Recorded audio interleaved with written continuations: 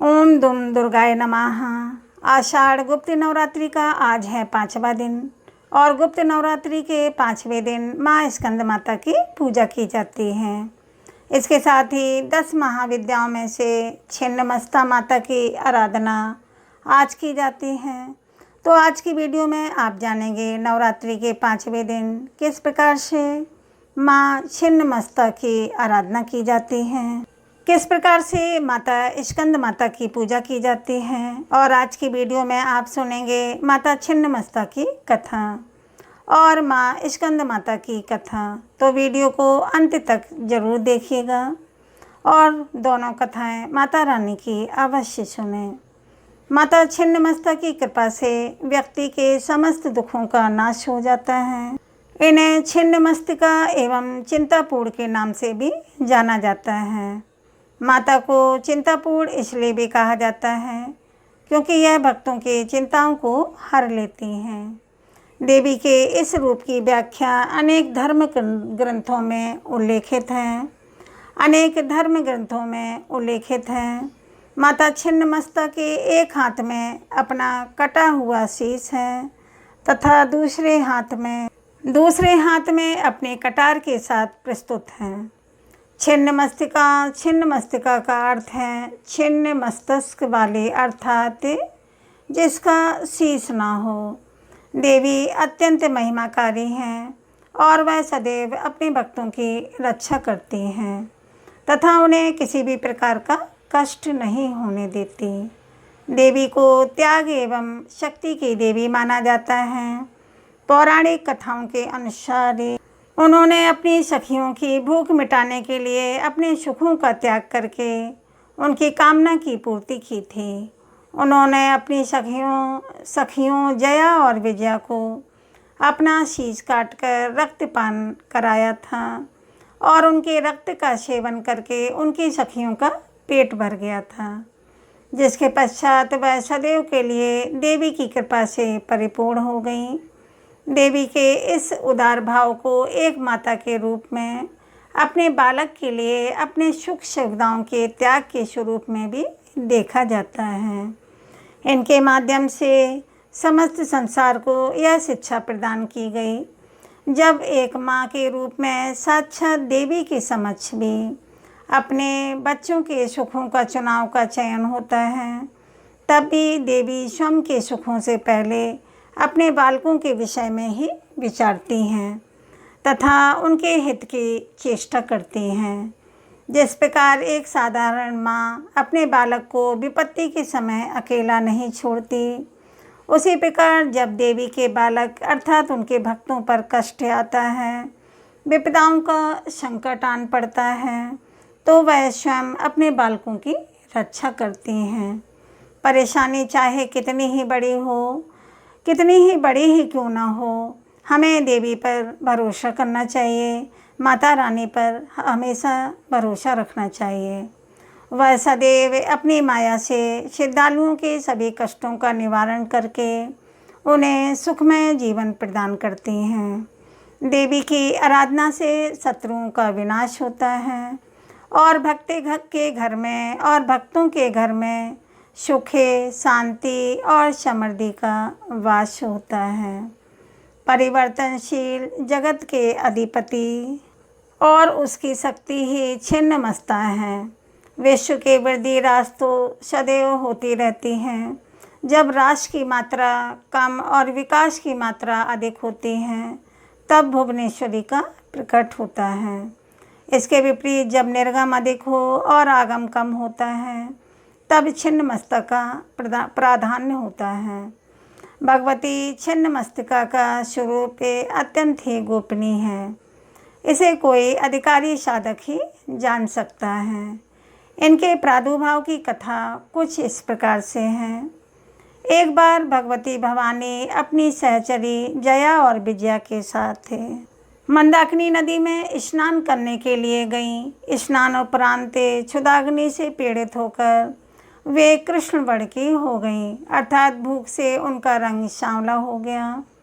उस समय उनकी सहचरियों ने भी उनसे कुछ भोजन करने के लिए मांगा। तब देवी ने उनसे कुछ समय प्रतीक्षा करने के लिए कहा। थोड़ी देर प्रतीक्षा करने के बाद जब सहचरियों ने उनसे पुनः भोजन के लिए निवेदन किया, तब देवी ने उनसे कुछ देर और प्रतीक्षा करने के लिए कहा।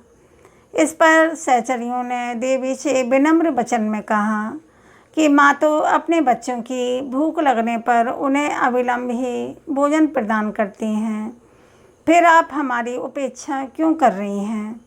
अब अपने सहचरियों के मधुर वचन सुनकर कृपामयी देवी ने अपने खड्ग से अपना सिर काट लिया। फिर कटा हुआ सिर देवी के बाएं हाथ में आ गिरा और उनके कबंध से रक्त के 3 धाराएं प्रवाहित हुईं। उन्होंने 2 धाराओं को अपनी सहचरियों की ओर प्रवाहित कर दिया, जिससे कि वे दोनों सखियां जया और विजया रक्तपान करने लगीं और बहुत ही प्रसन्न हुई, और तीसरी धारा को देवी स्वयं पान करने लगी। तभी से देवी छिन्नमस्ता के नाम से प्रसिद्ध हुई।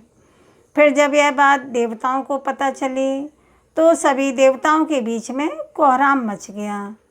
इसके बाद भगवान शिव जी कब का रूप धारण करके उनके सामने आए, जैसे कि देवी का प्रचंड रूप शांत हो गया। ऐसा विधान है कि आधी रात में अर्थात चतुर्थ संध्या काल में छिन्नमस्ता की उपासना करने से साधक को सरस्वती सिद्ध हो जाती हैं। शत्रु विजय, समूह स्तंभन, राज्य प्राप्ति और दुर्लभ मोक्ष की प्राप्ति के लिए छिन्नमस्ता माता की उपासना अमोघ है। छिन्नमस्ता का आध्यात्मिक स्वरूप अत्यंत ही महत्वपूर्ण है। यज्ञ शीर्ष की प्रतीक यह देवी श्वेत कमल पीठ पर खड़ी हुई हैं। यह पूर्ण रूप से नग्न है, क्योंकि माना जाता है कि यह संपूर्ण दिशाएं ही माता का वस्त्र हैं। इनकी नाभि में योनि चक्र है। कृष्ण अर्थात तम और रक्त अर्थात रज, इन सभी गुणों की देवियां इनकी सहचर्या हैं। यह अपना शीश काटकर भी जीवित हैं। यह अपने आप में पूर्ण अंतर्मुखी साधना का संकेत है। विद्वानों ने इस कथा में सिद्धि की चरम सीमा का निर्देश माना है। योग शास्त्र में 3 ग्रंथियाँ बताई गई हैं, जिनके भेदन के बाद योगी को पूर्ण सिद्धि प्राप्त होती है। इन्हें ब्रह्मा ग्रंथि, विष्णु ग्रंथि तथा रुद्र ग्रंथि कहा गया है। मूलाधार में ब्रह्मा ग्रंथि, मणिपुर में विष्णु ग्रंथि और आज्ञा चक्र में रुद्र ग्रंथि का स्थान है। इन ग्रंथियों के भेदन से ही अद्वैतानंद की प्राप्ति होती है। योगियों का ऐसा अनुभव है कि मणिपुर चक्र के नीचे की नाड़ियों में ही काम और रति का मूल है। उसी पर छिन्न महाशक्ति आरूढ़ है। इसका ऊर्ध्व प्रभाव होने पर रुद्र ग्रंथि का वेदन होता है। छिन्नमस्ता का वज्र व रोशनी नाम शाखों बौद्धों तथा जैनों में समान रूप से प्रचलित हैं। देवी की दोनों सहचर्या रजोगुण और तमोगुण की प्रतीक हैं। कमल विश्व प्रपंच और कामरति चिंदानंद की स्थूल वृत्ति हैं। ब्रह्मधारण और अश्वशीर विद्याशाखों की हयज्ञ विद्या तथा गणपतियों के छिन्न शीर्ष गणपति का रहस्य भी छिन्नमस्ता से ही संबंधित हैं। नवरात्रि के 5वें दिन माँ स्कंद माता की पूजा करने से ज्ञान, बुद्धि और विद्या की प्राप्ति होती है। ऐसा कहा जाता है कि माँ मोक्ष के द्वार खोल देती हैं अपने भक्तों के लिए। और हाँ, माँ स्कंद माता की पूजा करने से वंश की वृद्धि हो जाती है। ऐसा कहते हैं कि संतान संबंधी कोई भी परेशानी हो, जैसे कि संतान प्राप्ति की कामना हो, संतान की उन्नति की कामना हो, तो माँ स्कंद माता की पूजा करनी चाहिए। स्कंद माता की पूजा करनी चाहिए।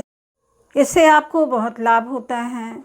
शास्त्रों के अनुसार माँ का प्राकट्य हुआ था असुरों को नाश करने के लिए और देवताओं की रक्षा करने के लिए। शिव पुराण में माता स्कंद माता का जो प्रसंग आता है, उसकी कथा के अनुसार एक तारकासुर नामक राक्षस था।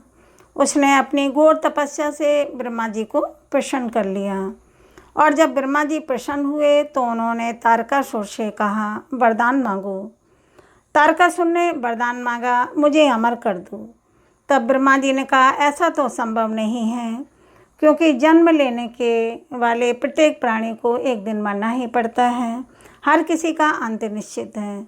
यह सुनकर तारकासुर थोड़ा निराश हो गया और उसने बड़ी चालाकी से एक और वर मांगा।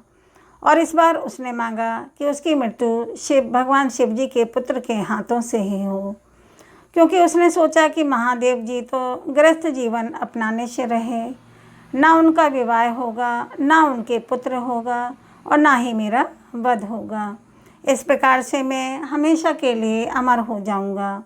अब क्योंकि ब्रह्मा जी प्रसन्न थे, उन्होंने तथास्तु कह दिया।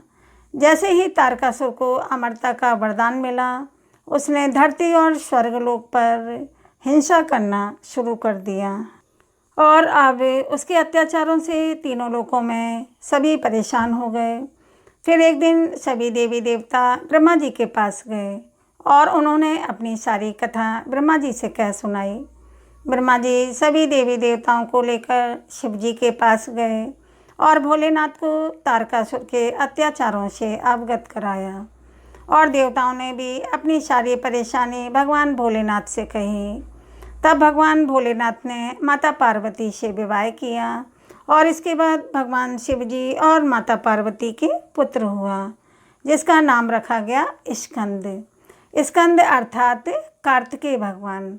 और भगवान स्कंद ने तारकासुर नामक राक्षस का वध किया। माता पार्वती ने अपने पुत्र स्कंद को तारकासुर के वध करने के लिए, तारकासुर से युद्ध करने के लिए प्रशिक्षित किया था। इसीलिए माता को स्कंद माता कहा जाता है। इस बारे में एक और पौराणिक कथा है, जिसके अनुसार स्कंद माता देवी पार्वती का रौद्र स्वरूप है और माता को लेकर एक पौराणिक कथा काफ़ी प्रचलित है। पौराणिक ग्रंथों में उल्लेखित एक कथा के अनुसार एक बार बालक कार्तिकेय की रक्षा के लिए माता पार्वती क्रोधित होकर आदिशक्ति रूप में प्रकट हुई। माता का यह स्वरूप देखकर इंद्रदेव भय से कांपने लगे। फिर इंद्रदेव भगवान अपने प्राण बचाने के लिए देवी पार्वती से क्षमा मांगने लगे। हालांकि कुमार कार्तिकेय का दूसरा नाम स्कंद है, इसीलिए सभी देवतागण माँ दुर्गा को मनाने के लिए उन्हें स्कंद माता कहकर पुकारने लगे।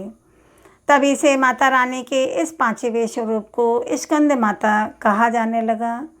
इस प्रकार माँ की पूजा पांचवी अधिष्ठात्री के रूप में की जाने लगी।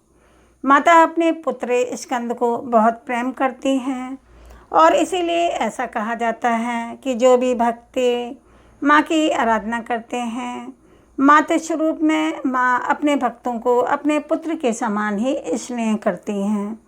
इसीलिए स्कंद माता की जब कृपा प्राप्त हो जाती है तो हर प्रकार की कामना पूर्ण होते देर नहीं लगती है, क्योंकि माता अपने भक्तों को अपने पुत्र के समान हर सुविधा, हर सुख प्रदान करती हैं। यहाँ तक कि ज्ञान, बुद्धि, विद्या और मोक्ष भी प्रदान करती हैं। स्कंद माता का जब हम ध्यान करते हैं तो स्कंद माता के विग्रह में भगवान स्कंद बाल रूप में इनकी गोद में ही विराजित हैं। इस देवी की 4 भुजाएं हैं। यह दाएं तरफ की ऊपर वाली भुजा में स्कंद को गोद में पकड़े हुए हैं। नीचे वाली भुजा में कमल का पुष्प है। बाईं तरफ वाली भुजा में वरद मुद्रा है और नीचे वाली भुजा में कमल पुष्प हैं। इनका वर्ण एकदम शुभ्र है। यह कमल के आसन पर विराजमान रहती हैं, इसीलिए इन्हें पद्मासना भी कहा जाता है। सिंह इनका वाहन है। मास्क माता सूर्यमंडल की अधिष्ठात्री देवी हैं, इसीलिए इनका जो उपासक हैं अलौकिक तेज और कांतिमय हो जाता है। इसीलिए मन को एकाग्र रखकर और पवित्र मन से इस देवी की आराधना करने वाले साधक या भक्तों को भव सागर पार करने में कठिनाई नहीं आती है। नवरात्रि के 5वें दिन प्रातःकाल जल्दी उठकर स्नान आदि कर लीजिए। स्नान करने के बाद भगवान सूर्यदेव को जल दीजिए और हाँ, माँ को प्रिय रंग है पीला, तो आप चाहें तो पीले रंग के वस्त्र पहन सकते हैं इस दिन और माँ की आराधना कर सकते हैं। भगवान सूर्यदेव को जल देने के बाद माँ स्कंद माता की पूजा कीजिए। मतलब जो भी आप प्रतिदिन पूजा कर रहे हैं, पूजा की विधि बिल्कुल वही होती है। धूप दीप प्रज्वलित करके चौकी पर आपने देवी देवता विराजित कर रखे हैं।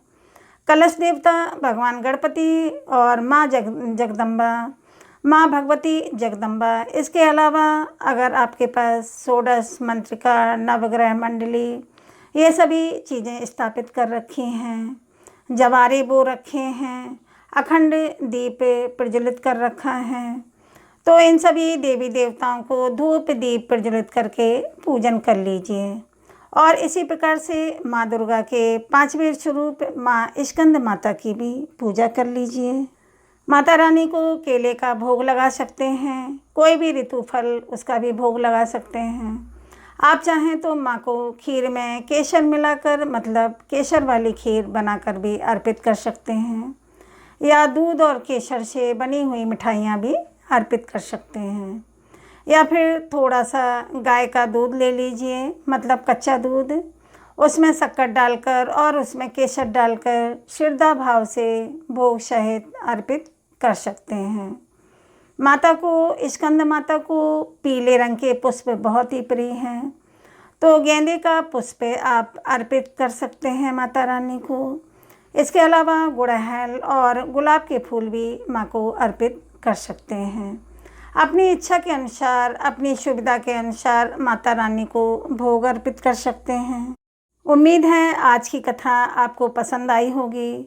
अगर आपको कथा पसंद आई हो तो वीडियो को लाइक कीजिए, शेयर कीजिए और चैनल को सब्सक्राइब करिए। चैनल को सब्सक्राइब करके बेल आइकन को ज़रूर प्रेस कर लीजिए। और आपको अगर आज की वीडियो अच्छी लगी है तो कमेंट में जय माता दी अवश्य लिखें। हम मिलते हैं अगले वीडियो में, तब तक के लिए दोस्तों राधे राधे।